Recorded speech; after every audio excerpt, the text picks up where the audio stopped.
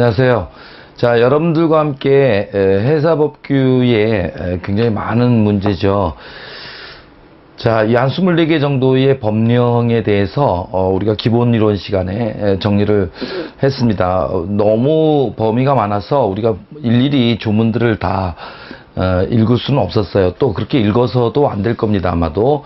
그래서 법령이 24개나 되지만 출제 문제는 이제 뭐 한정되어 있기 때문에 각 법률별로 출제가 될 만한 논점들, 또 그다음에 출제가 됐을 때 좀 정답 지문이나 또는 틀리게 만들어서 여러분들을 좀 힘들게 할 만한 조문들이 뭐가 있느냐 하는 것들을 우리가 쭉 공부를 하면서 정리를 했어요. 그래서 제가 강조드리는 법조문들 반드시 체크해 놓고 특히 유념해서 키워드까지 제가 말씀드렸습니다.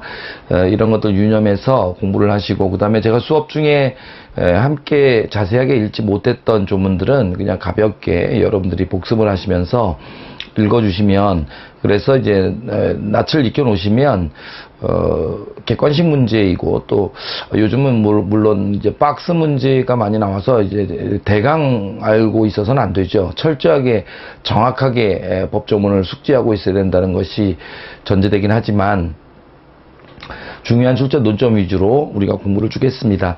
자, 이렇게 해서 우리가 기본이론 공부했던 내용을 이제 저희 교재에 보시면 법률별로 핵심 예상 문제라고 해서 그동안 중요하게 출제가 되었던 문제, 또는 아직 출제가 되지 않았지만 출제가 예상되는 문제, 이런 문제들로 선별을 해서 문제를 정리해 놨어요. 그래서 이 문제를 가지고 이제 여러분들 복습을 좀 해주셔야 되는데, 지금부터는 우리가 이 24개의 법률의 핵심 예상 문제들을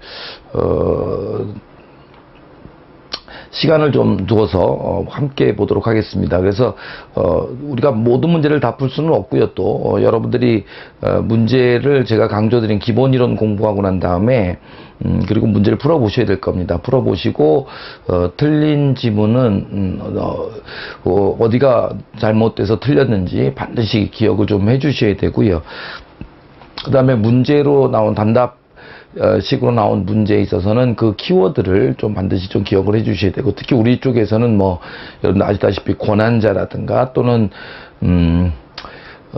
몇 가지 권한 사항들이 있었죠. 그 다음에 객관식 대비로 나올 만한 거, 그 다음에 예를 들면 뭐 허가의 유효기간이라든가 이런 것들, 연수 나오는 것들, 이런 것들은 꽤 잘 나오고, 나오면 틀린 지문으로 만들 가능성이 꽤 높거든요. 그래서 모든 숫자들을 다 외워야 되는 건 아니지만 그 법률별로 굉장히 중요한 굵직굵직한 숫자들이 좀 있습니다.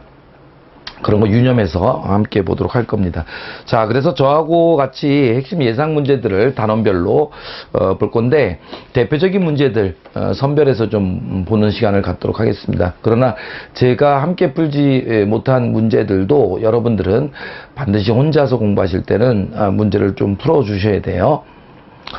자, 그러면 제 1편부터 우리 교재상으로 제 1편부터 차근차근히 보도록 하겠습니다.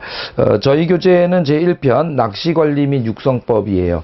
그리고 여러분들 아시다시피 한 5개 정도의 법령이 새로 추가됐잖아요, 출제 기준 속에. 그래서 그쪽과 관련된 문제들도 여러분들 아직까지는 추가됐기 때문에 기출은 없겠죠. 그러나 앞으로 이쪽이 추가됐다는 얘기는 이 법령 속에서 출제가 된다면 이 정도 문제들이 출제 가능성이 좀 있고 중요한 조문이다 하는 예상 문제일 거예요. 그래서 그 문제들은 특히나 좀 유념해서 보실 필요가 있지 않나 싶습니다. 물론 기본 이론 시간에 제가 중요한 조문들은 강조드렸던 거를 무조건 읽고 암기하신다는 전제에서죠.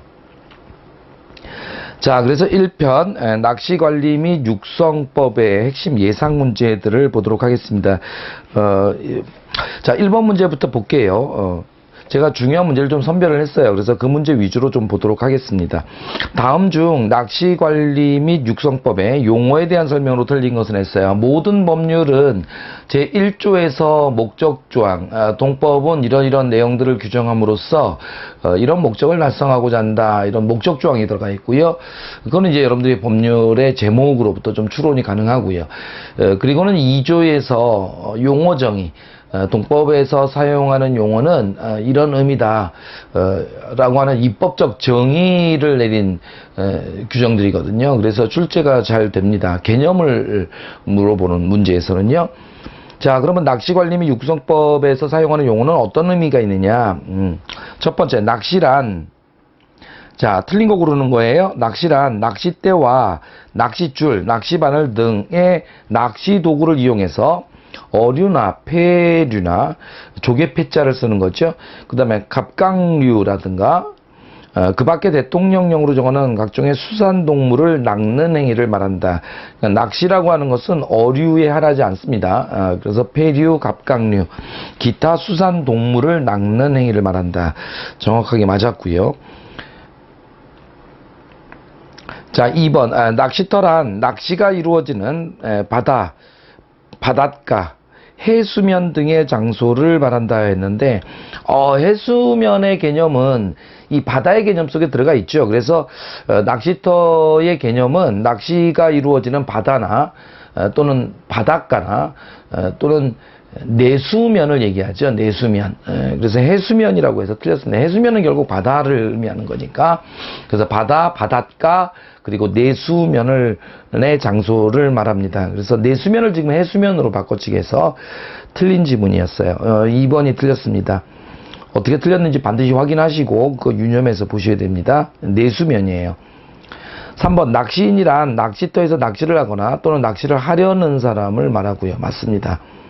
4번 낚시터업이란 영리를 목적으로 낚시터에 일정한 수면을 구획 나누거나 또는 시설을 설치해서 낚시인이 낚시를 할 수 있도록 장소와 편의를 제공하는 영업을 낚시터업이라고 한다. 이것도 맞았네요. 그래서 낚시터업을 하고자 하는 자는 이제 행정요건은 등록을 얻어야 되죠. 그래서 허가 또는 등록을 얻어야 됩니다. 낚시터업을 경영하려는 자는. 그래서 허가 또는 등록을 얻어서 낚시터업자가 낚시터업을 합니다.